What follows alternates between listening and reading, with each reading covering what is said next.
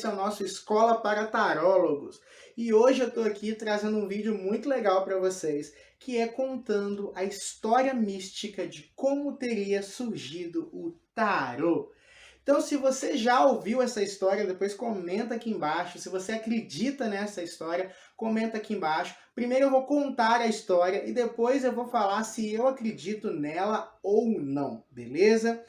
Lembrando que aqui a gente vai falar alguns processos históricos, alguns processos que foram transformados em consenso dentro da espiritualidade, né? Então, assim, calma, que eu acho que vai dar bom esse vídeo, mas espera aí. Primeiro, deixa o seu like se é a primeira vez que está me assistindo. Aproveita e se inscreve aqui no nosso canal, é muito importante a sua inscrição, beleza? Mas bora lá. O assunto de hoje é a história mística do tarô. Conta-se em várias correntes esotéricas que o tarô teria se originado em uma antiga civilização chamada Atlântida. Sim, você já deve ter ouvido falar de Atlântida, mas não é a Atlântida aí daquele bonitão saindo da água lá do filme da Liga da Justiça, não. Tá?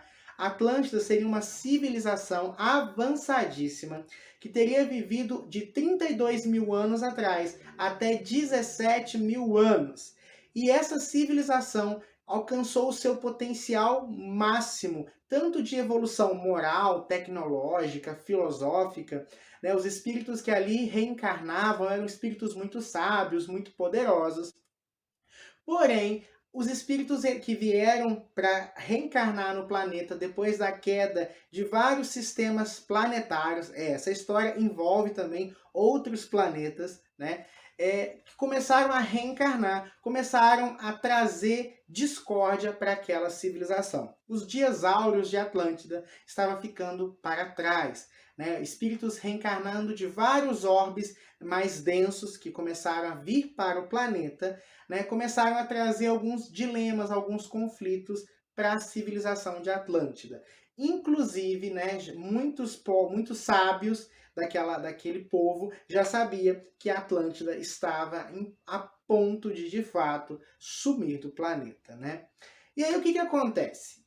Um meteoro teria caído em Atlântida, né, e dizimado ali, afundado toda aquele continente, né? E inclusive esse fato, segundo várias vertentes espiritualistas, teria impregnado tanto o nosso inconsciente coletivo que trouxe a ideia do dilúvio, né? Que é contado na Bíblia, que é contado também na epopeia de Gilgamesh e em outras histórias, por exemplo, até mesmo dentro da cultura iorubá, conta-se que o mundo já foi ali todo tomado de água e que algumas vertentes esotéricas, né, consideram que seriam esse afundamento de Atlântida. Né? Essa busca por Atlântida é tão famosa, né, não só hoje nos filmes lá do Aquaman, quanto também deu origem ao nome de um oceano, o Oceano Atlântico.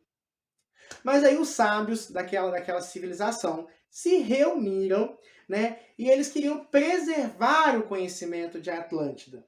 E já existiam alguns povos que viviam além de Atlântida, porém não com tanta evolução, né? Seriam povos mais primitivos ali, humanoides mais primitivos. Então eles queriam que o conhecimento de Atlântida fosse preservado, porém esse conhecimento não poderia cair em mãos erradas. E aí, conversa para lá, conversa para cá, como é que vai ser, como é que vai funcionar essa história, esse rolê, né? E aí eles chegaram a uma conclusão. Eles criaram 22 arcanos, e arcano significa mistério, né? E concentraram toda a sabedoria de Atlântida nesses 22 arcanos, que foram levados, né, pelos remanescentes, por aqueles que sobreviveram ao dilúvio, ao fim de Atlântida, para o Egito. Né? Então, o Egito foi e ascendeu através de todo o conhecimento atlante. E aí essa mesma linha de raciocínio, essa mesma linha de percepção, conta, né, que foram esses ensinamentos atlantes que ajudaram a civilização egípcia a alcançar o seu apogeu, né? E explicaria também, por exemplo, as pirâmides, explicaria, por exemplo, toda a sabedoria espiritual, filosofia e conhecimento. Só que esse conhecimento era guardado às 7 chaves e somente os iniciados, né, os sacerdotes iniciados lá em Heliópolis, que era a cidade do Sol, tinham esses conhecimentos. O tempo passou e um homem, um jovem promissor, chamado Moisés, foi iniciado nesses mistérios. Sim, essa história que tem aliens, que tem Atlântida, que tem o Egito, tem agora Moisés também como um elemento recorrente, tá? Lembrando que não estou fazendo nenhuma referência bíblica, tá? Eu estou só contando a história para vocês, porque para quem gosta de tarô, para quem gosta de espiritualidade, é um assunto relevante, tá? Moisés foi iniciado e levou no seu êxodo do Egito, né? Ele leva esse conhecimento dentro ali do tabernáculo, entre os sacerdotes, e dá origem à Cabala, né? A Cabala, para quem não sabe, é aquela corrente esotérica que existe dentro do judaísmo. Ela teria se originado durante o período de peregrinação e êxodo do povo hebreu, do Egito, né, ali no momento em que eles ficaram aqueles 40 anos. E os cabalistas eram os responsáveis por manter o conhecimento de Atlântida, que passou no Egito e agora estava em posse deles. Passou-se muito tempo, né, muitos séculos, até isso, veio Jesus Cristo, né, passou o tempo, chegamos na Idade Média. O tarô ele continuava oculto até a partir ali do século 13 e 14, já em vias da Idade Média, né, começar a ruir do mundo, né, da Idade das Trevas e ir embora, o tarô começa a surgir.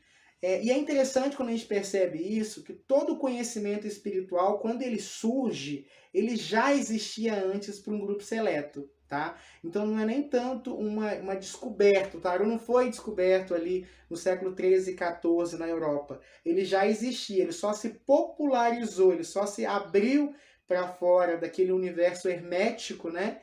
Depois de várias famílias ali importantes, né, manter esses tarôs. E cada família nobre tinha o seu tarô. E aí ele chegou hoje para nós, se tornou um jogo oracular. Muitos estudiosos, muitos espiritualistas dizem que o tarô não deveria, ou pelo menos a proposta inicial não era de que ele fosse um oráculo, tá? Mas sim, como eu falei, um livro guardando todo o conhecimento de Atlântida. Tanto que é considerado um livro que Eliphas Levi, que é um grande ocultista, chamava o tarô de o livro de Thoth, né? Thoth, o deus egípcio da sabedoria. E aí hoje ele chegou aí, se popularizou no Ocidente e chegou aí na minha mão, chegou aí nas suas mãos, né? E essa seria a história mítica do tarô. Então, se você tem o tarô em mãos, você provavelmente tenha um livro, né, ancestral lá de Atlântida. Gilberto, você acredita nessa história? Olha, eu acredito. Eu vou ser bem honesto com vocês. Assim, eu acredito. Eu acredito em duende, eu acredito em fada, eu acredito em gnomo. Então, assim, as minhas crenças, elas são minhas. Eu não estou dizendo que você tem que acreditar. O canal é só para trazer conteúdo sobre oráculos, tarô, né? Então, eu achei interessante trazer essa história para vocês. Eu acredito particularmente, não dessa forma, não tão assim, essa epopeia, né? Parece que o tarô não, eu não tenho essa carga toda, não. Porém, eu como estudioso do tarô há muitos anos, eu percebo que o tarô, ele tem tantas camadas, né? Ele é como uma cebola. Você pega uma lâmina e medita sobre ela e você tem infinitas possibilidades. Eu acho que é uma das coisas mais perfeitas que a inteligência humana criou. De verdade, assim, sem puxar saco pro meu ganha-pão, né? Porque eu sou tarólogo, eu trabalho fazendo leituras oraculares, mas é uma coisa de muita profundidade, de muitas camadas, e que existem sim muitos mistérios. E que tem que ser algo criado por pessoas muito evoluídas, por pessoas que têm um padrão de pensamento 1 milhão de vezes maiores que o meu.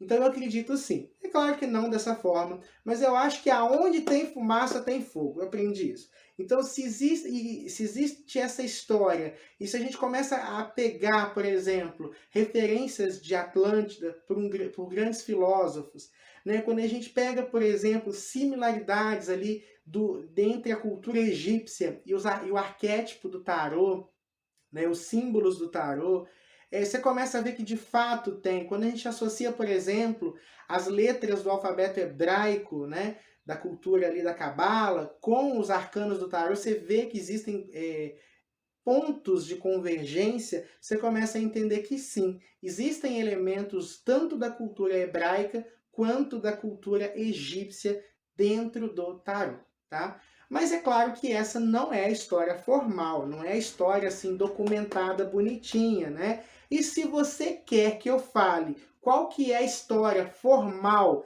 né, sem esse movimento mirabolante, né? Comenta aqui embaixo nesse vídeo que eu posso trazer a história formal. Como é que o tarô surgiu e quais são as referências assim históricas mesmo, que a gente pode provar, ó, o tarô começou aqui com essa pessoa nesse momento histórico, beleza? Então, se você quer que eu faça esse vídeo, comenta aqui embaixo, beleza? Se o pessoal pedir, eu vou trazer aí a história verdadeira e aí a gente confronta a lenda e a história e a gente vê qual das duas tem mais razão, beleza? Então, por hoje é só. Muita luz, muita paz, muito equilíbrio. E eu vejo vocês no próximo vídeo. Tchau, tchau!